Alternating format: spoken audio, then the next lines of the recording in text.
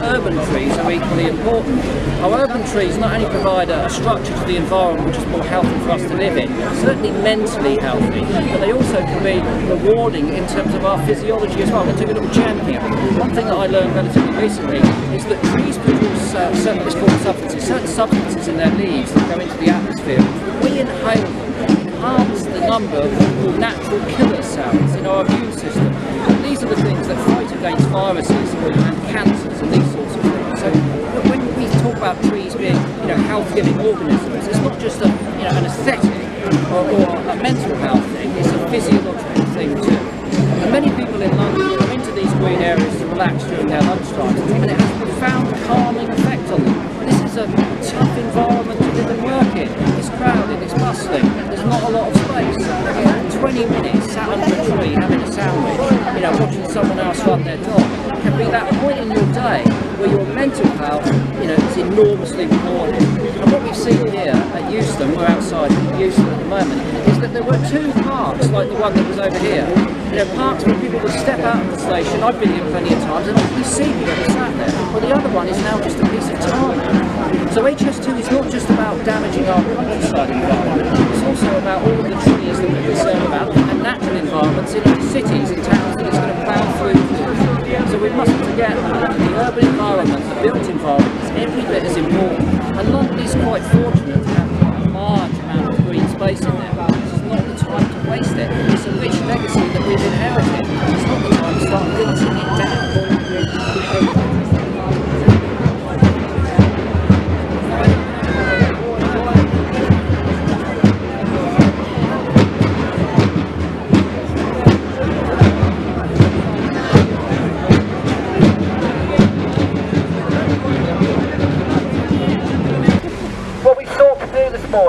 To bring our own little temporary forest to the offices of HS2 to demonstrate our passion and commitment to protect this environment.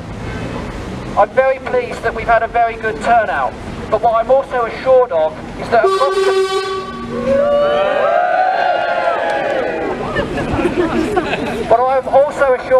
across the country there are many other people following this, and they share our passions and they share our concerns. In my pocket I have some acorns. Now an acorn is a fabulous little capsule. It's beautifully designed by nature. It's protected by an exterior tough outer covering. It's picked up by jays. The jay, a corvid species in the UK, can fill its mouth with up to 8 of these, and it takes them away and it buries them so that it can eat the rest of them throughout the course of the winter. And the remarkable thing about the jay is that it can actually remember where it's buried 5,000 acorns. Now I'm going to hand them all out in a minute, and I want you to bury them, and in 3 months' time come back and find them. You won't be able to do it. The jay is a remarkable organism, but it's not that remarkable because it buries more than 5,000 and therefore it forgets of you, and they germinate into trees. And oak trees in the UK support the largest biodiversity that we have in our terrestrial environment. Fungi, lichens, plants, insects, birds, mammals. They are our richest environment, and we have less woodland cover in the UK than in any other country in Western Europe. We are deforesting, and if this project progresses, it will be the largest deforestation project since the end of the First World War. Is there anyone here who wants to countenance that? No! Can we genuinely afford to destroy these valuable parts of our environment for a project that may not take place? No! That would be nothing more than extraordinary vandalism. I have a reply to that letter yesterday, and it doesn't contain that assurance. What they've said is that they've divested responsibility for the decisions about the enabling works, potentially cutting down those ancient woodlands, if there was a strong economic case for doing so that won't thwart the potential progress of the project to HS2 Limited. I'm not very keen on that. No. As a mitigation, they have said that officials within the Department of Transport will oversee these decisions, and they will make sure that they are, and I quote, sensible. So we sensible in inverted commas. Another thing that they have said is that they will now be considered on a case-by-case basis.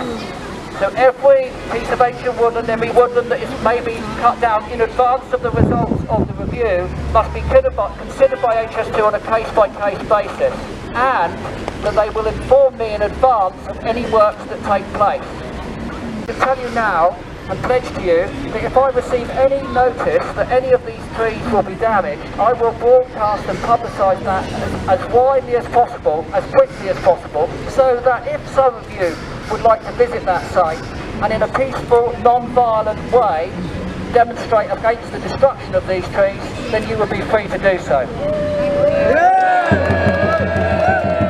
And can I say that if you did, it would make me very happy. It's fantastic to see that people like the Woodland Trust, like the World Wide Fund for Nature, and like Greenpeace, and like the RSPB, and like the Ramblers, and like Planet Earth, that they've all stood up to support this campaign. In the words of Bob Dylan, everyone, the times, they are a-changing. Thank you.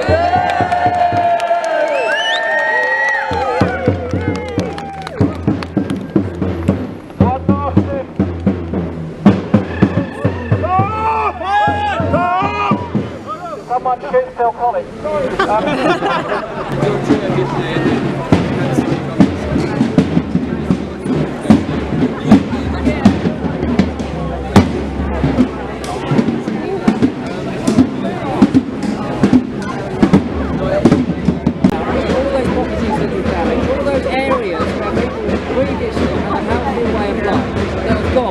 We'd like something to rebuild.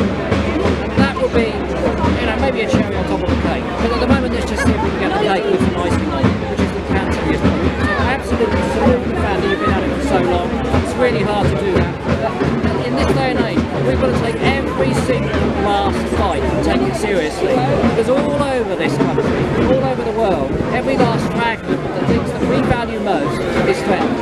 And if we, that's me and you, don't fight for them, we can't trust them to do it. So ultimately it's about empowering ourselves to know we can make a difference. Clearly, I hope we make a difference.